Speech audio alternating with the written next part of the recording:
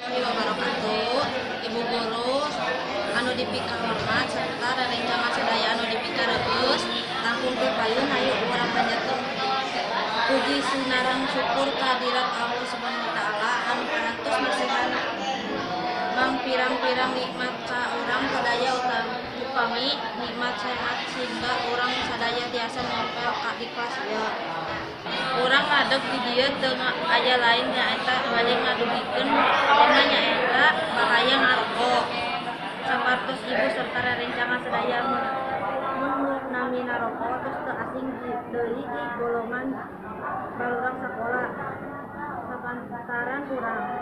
Tapi ayeuna mah mimiti budak sakola nu sampe saragam bodas biru kudu bodas biru atau sampe sadaya kebiasaan nu nami narokok kudu aya nu jadi candu rokok. Kebiasaan para pelajar merokok teh menjadi kepecandu rokok. Kebiasaan para pelajar merokok teh lantaran karayu ku iklan-iklan nu rerencangan serta kesalahan paham anu rokok tiasa ngajadikeun diri urang tenang tapi eta teh salah pisan merokok tiasa nyenangkeun urang tapi ukur sesaat ai bahaya nama bakal karaut nalilana bahaya rokok teh diantarana resiko kanker paru-paru jantung impotensi di segi produk rokok di umur dini bisa balurkeun impotensi serta ngurangan jumlah sperma dina lalaki serta ngurangan tingkat kasuburan dina wanoza eta mun sababaraha contoh bahaya rokok tapi seueur kene bahaya rokok anu lain kos seueur